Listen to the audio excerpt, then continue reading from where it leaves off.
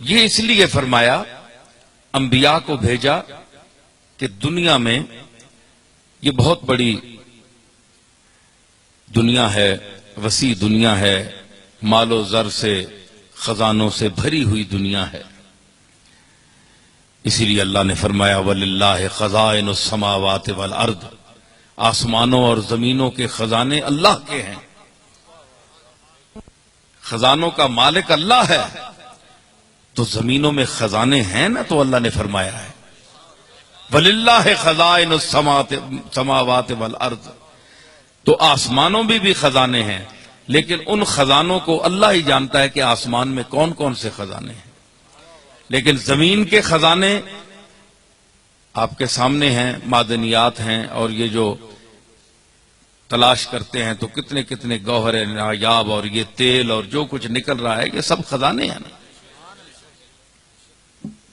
تو اس حیثیت سے اللہ نے دولت مند بنایا اس دنیا کو، ہر قسم کے خزانے دے کر انسان کو طبیعت دی، حرص دی، اس میں رجحان پایا، فرمایا انسان شاہکار ہے اللہ کا، اور اللہ نے اپنے شاہکار کے لیے ہی فرمایا وَإِنَّهُ لِحُبِّ الْخَيْرِ لَشَدِيدٌ، کہ یہ جو میرا شاہکار جس کو میں نے بنایا ہے یہ مال دولت پر بڑا مرتا ہے، دولت کا بڑا حریص ہے، پیسے کا بڑا حریص ہے، قرآن مجید میں فرمایا وَإِنَّهُ لِحُبِّ الْخَيْرِ لَشَدِيدٌ، اور پھر دنیا دے کر دنیا سے منہ موڑنے کا حکم دیا، اس کے مضر جو اثرات ہیں اس سے بچانے کا حکم دیا کہ اس کے یہ یہاں تک اگر چلو گے تو دنیا ٹھیک ہے، اگر اس کے آگے چلو گے تو تم برباد ہو جاؤ گے۔ حضور علیہ الصلوۃ والسلام کی احادیث مبارکہ میں بھی یہی ہے، آپ نے بھی اس کے جو مضر اثرات ہیں اس سے امت کو بچنے کی تلقین فرمائی۔ تو جو میں نے آیت کریمہ پڑھنے کا شرف حاصل کیا ہے اس میں فرمایا اعلموا، جان لو، یہ جمع مذکر کا صیغہ ہے، خطاب ہے، اعلموا، جان لو۔ اب اس میں مسلمان بھی ہیں کیونکہ وہ مانتے ہیں، اور جو نہیں مانتے ان کو بھی دعوت فکر دی گئی۔ ٹھیک ہے، تم مجھے اللہ نہیں مانتے، تم میرے رسولوں کو نہیں مانتے، لیکن جو میں بات کرنے والا ہوں اے انسان تو اس کو تو سن لے۔ اعلموا انما الحیات الدنیا، کہ یقیناً دنیا کی زندگی لعب، کھیل کود ہے، لہو، فضول چیز ہے، لعب ولہو وزینت، یہ ایک زینت ہے جس کو کہتے ہیں نا چمکارا، چمک دمک، ٹھوٹا۔ پنجابی کا لفظ زینتن کا معنی صحیح قرآن شریف کے لفظ کا جو ہے پنجابی میں ہے ٹھوٹا۔ اعلموا انما الحیات الدنیا لعب ولہو وزینت وتفاخر بینکم، اور تمہارا آپس میں فخر کرنا کہ میرے پاس مال زیادہ ہے، میں زیادہ امیر ہوں، میرے پلازے زیادہ ہیں، میرے پاس بینک بیلنس زیادہ ہے، میرے پاس یہ طاقت ہے، میرے پاس اتنا مال ہے، آپس میں فخر کرنا ہے، بس یہی زندگی ہے۔ آپ دیکھ لیں قرآن نے جو فرمایا، میں آپ سب غور کریں، کیا ہماری جو آپس میں زندگی ہے کیا ہم اسی جھمیلے میں نہیں پھنسے ہوئے؟ تفاخر بینکم وتکاثر فی الاموال والاولاد، اور مال اور اولاد میں ریس لگی ہوئی ہے بڑھنے کی، کہ کون بڑھتا ہے، بچے کس کے زیادہ ہیں، مال کس کے پاس زیادہ ہے۔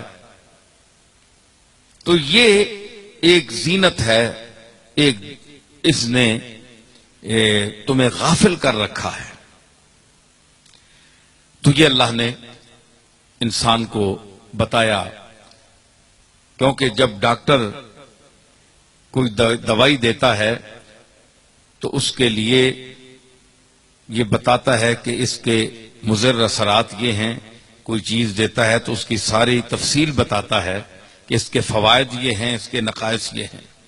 جو تمہیں مرض لاحق ہے اس کی دوائی بھی ہے، اس کا علاج بھی ہے، اور اگر اس انداز سے تم بڑھتے گئے تو یہ مرض لا علاج ہو جائے گا۔ تو یہ ہمارے ڈاکٹر جو ہیں، دنیا کی حرص سے بچانے والے، اللہ کی طرف رغبت دلانے والے، وہ انبیاء ہیں،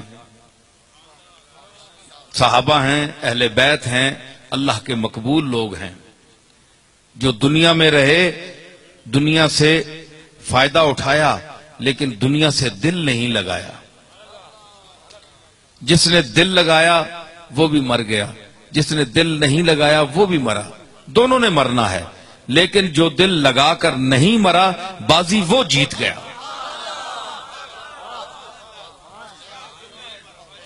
جو دل لگا کر مرا وہ کفے افسوس ملتا رہا۔ اور میں آپ کو بتاؤں، میری ایک ربائی ہے، مجھے اس وقت یاد نہیں، اس کا مفہوم میں آپ کو سناتا ہوں۔ اس کا مفہوم یہ ہے کہ غریب آدمی کی موت امیر آدمی کی نسبت آسان ہوتی ہے، اس لیے کہ غریب آدمی کو پتا ہے میرے پاس کچھ بھی نہیں ہے، میں نے چھوڑا کچھ نہیں ہے، ہوس ختم ہوتی ہے، چیز ہی کچھ نہیں ہے۔ تو امیر جب مرتا ہے تو اب وہ کہتا ہے کہ ہائے، چاہے میرے بچے ہی لیں گے لیکن میں تو نہیں ہوں نا، میں تو گیا۔ وہ افسوس سے چھوڑتا ہے۔ اگر اس کو اللہ اختیار دے تو وہ کبھی موت کو قبول نہ کرے۔ تو افلاس نے، ہائے ہائے ہائے، امجد کی ایک ربائی مجھے یاد آئی، ہر چیز کا کھونا بھی بڑی دولت ہے، ہر چیز کا کھونا بھی بڑی دولت ہے، آرام سے سونا بھی بڑی دولت ہے۔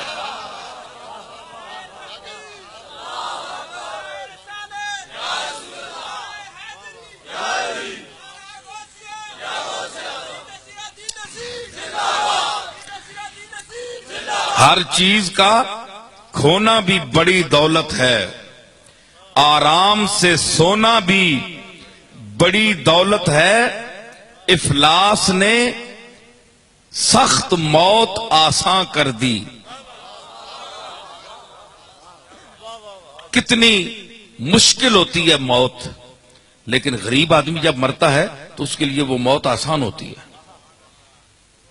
افلاس نے سخت موت آسان کر دی، دولت کا نہ ہونا بھی بڑی دولت ہے۔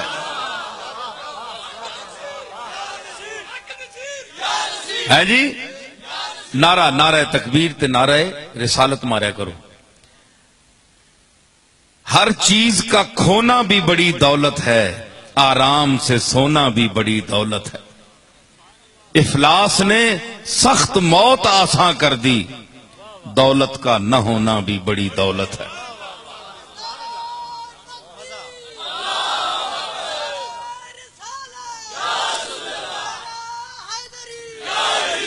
جب گھمنڈ موقع پر نعرہ لگایا کریں، میں نعروں کا منکر نہیں ہوں، لیکن جب ذوق عروج پر آ جائے تو پھر انسان کو ویسے آپ مضمون سنیں تاکہ آپ تک جو میں کہنا چاہتا ہوں وہ پیغام پہنچے۔ تو جب اس دولت نے کچھ انسانوں کو گھمنڈ میں مبتلا کیا اور وہ گھمنڈی ہو گئے، انہوں نے اللہ کے پیغام کو ٹھکرا دیا۔ انہوں نے کہا بادشاہ ہم ہیں، یہ ابراہیم کون ہے، موسیٰ کون ہے، ہم ان کو کیا جانے، غریب لوگ ہیں، پھٹے پرانے کپڑے پہنے ہوئے ہیں، یہ اللہ کے پیغامبر ہیں، نبی ہیں، ان کے پاس کھانے کو کچھ نہیں، اور ہماری دولت دیکھیے، محل دیکھیے، اور پیسے دیکھیں، سونا چاندی دیکھیں، اموال دیکھیں۔ تو جب موسیٰ علیہ السلام نے یہ دیکھا، اور پھر نمرود کے مقابلے میں جناب ابراہیم کا بھی ذکر قرآن مجید میں ہے پوری تفصیل کے ساتھ، تو موسیٰ علیہ السلام نے جب دیکھا کہ یہ سیدھے ہاتھ آنے والے نہیں لوگ، اور پیغمبر بہت ضبط کرتا ہے، دوڑ کر بد دعا نہیں دیتا. ہمارے آقا نے تو بد دعا نہیں دی، لیکن نوح علیہ السلام نے بھی بد دعا دی، جناب موسیٰ علیہ السلام نے بھی بد دعا دی، جس کا ذکر قرآن مجید میں اللہ نے فرمایا. تنگ آ کر اس روایت اور اس آیت کو پڑھ کر اپنے آقا کے حوصلے کو دیکھیے کہ ہر نبی نے تنگ ہو کر بد دعا دے دی، لیکن کملی والے نے بد دعا نہیں دی.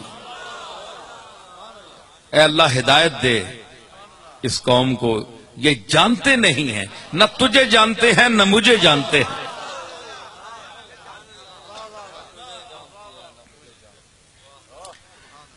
تو انہوں نے عرض کی سورہ یونس میں، وقال موسیٰ ربنا انک آتیت فرعون وملأہ زینتا واموالا فی الحیات الدنیا ربنا لیضلوا عن سبیلک ربنا اطمس علی اموالہم واشدد علی قلوبہم فلا یؤمنوا حتی یروا العذاب العلیم. اے اللہ، چونکہ ہارون علیہ السلام بھائی بھی ساتھ تھے نا، اس لیے تثنیہ کا ربنا، اے ہمارے رب، ہارون کے رب اور موسیٰ کے رب. ربنا انکا، یقیناً تو نے دیا فرعون کو اور اس کے سرداروں کو، ان کے چیلے چانٹوں کو، کیا زینتم، یہی ٹھاٹ باٹ دی، شان و شوکت دی، واموالن، اور مال ہر قسم کا دیا، وزینتم واموالن فی الحیات الدنیا، اس دنیا کی زندگی میں ان کو ہر طرح کی عیاشی دی، مال دیا، دولت دی، چمک دمک دی، ٹھاٹ باٹ دی، شان و شوکت دی، سلطنت دی، غلبہ دیا. یہ عرض کر رہے ہیں دونوں بھائی، ربنا لیضلوا عن سبیلک، اے اللہ اتنا کچھ ان کو اس لیے دیا ہے تاکہ تیرے راستے سے لوگوں کو گمراہ کر دے. کیا مقصد تھا؟ موسیٰ علیہ السلام نے دونوں بھائیوں نے عرض کی، کیا مقصد تھا اس کا؟ کہ مال تو نے ان کو دیا ہے، دولت ان کو دی ہے، دنیا مرتی ہے دولت پر، پیسے پر، ہمیں فقیری دی، ہمارے پاس کپڑے پہننے کو نہیں، کھانے کو روٹی نہیں، ہمیں نبوت دے دی،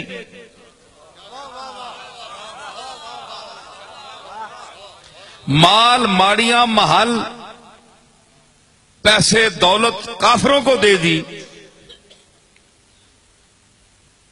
تو اب دنیا ہماری طرف آئے گی، غریبوں کی طرف یا ان لوگوں کی طرف؟ چاہے وہ کافر ہیں، لوگ تو مرتے ہیں مال پر، دولت مند پر.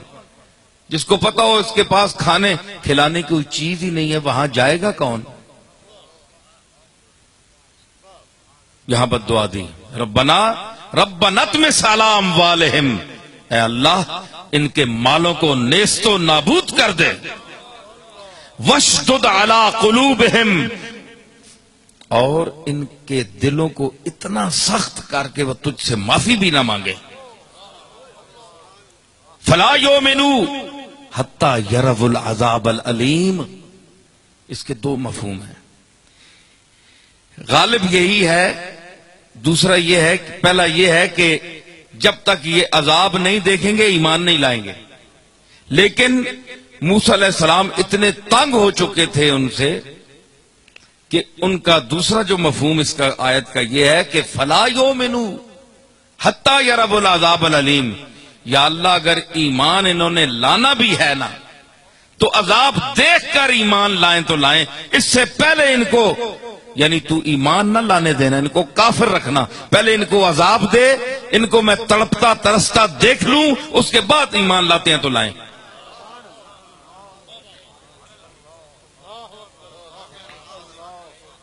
یعنی اور یہ معنی درست ہے، صحیح ہے. تو اللہ نے کیا جواب دیا؟ قالا، اللہ نے فرمایا قد اجیبت دعوتکما، اے موسیٰ اور اے ہارون، میں نے تمہاری دعا قبول کر لی گئی، میں نے قبول کر لی۔ دیکھا یہاں دعا ختم ہوئی اور اللہ نے فرمایا کہ دعا قبول کر لی۔ اگلی آیت میں متصل آیت ہے، کوئی آیت درمیان میں نہیں ہے۔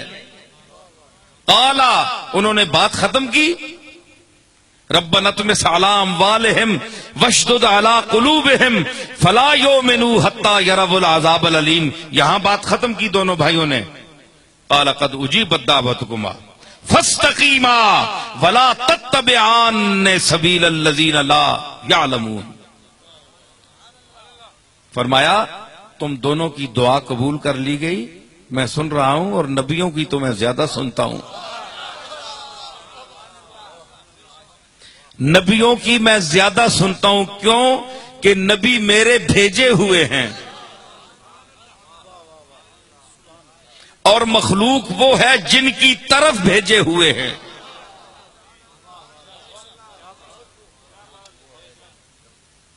نبی وہ ہے جن کو بھیجا گیا ہے خاص نمائندہ بنا کر اپنا، اور مخلوق عام جو ہے خلق خدا وہ ہے کہ جس کی طرف بھیجا گیا ہے۔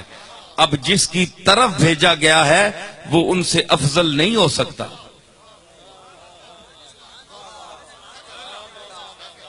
غور کریں نا، ذرا ذہن کو حاضر رکھیں اور یہ علمی دنیا کی طرف بھی آئیں۔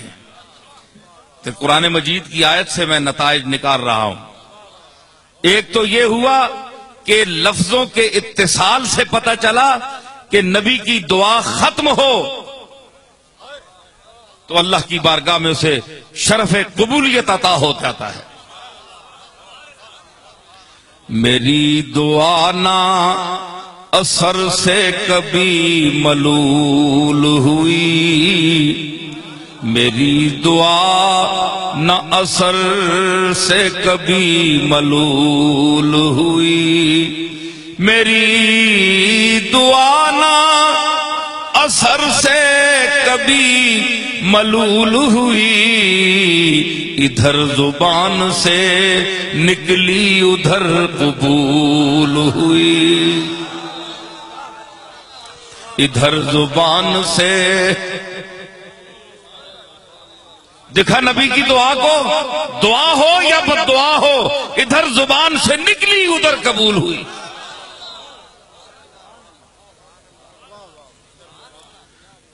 کیوں کہ نبی معصوم ہے، گناہوں سے پاک ہے، اور اللہ پاک نے اپنے انبیاء پاک کو ہر عیب اور ہر نقص سے پاک رکھا ہے۔ اس لیے ثابت ہوا کہ انبیاء کی دعا کی قبولیت کا سبب ان کی پاکیزگی اور طہارت ہے، کیونکہ قبول کرنے والا پاک ہے۔ جو پاک لبوں سے پاک لفظ نکلیں اور اس کی پاک جناب میں پہنچیں تو وہ قبول کیوں نہ ہو۔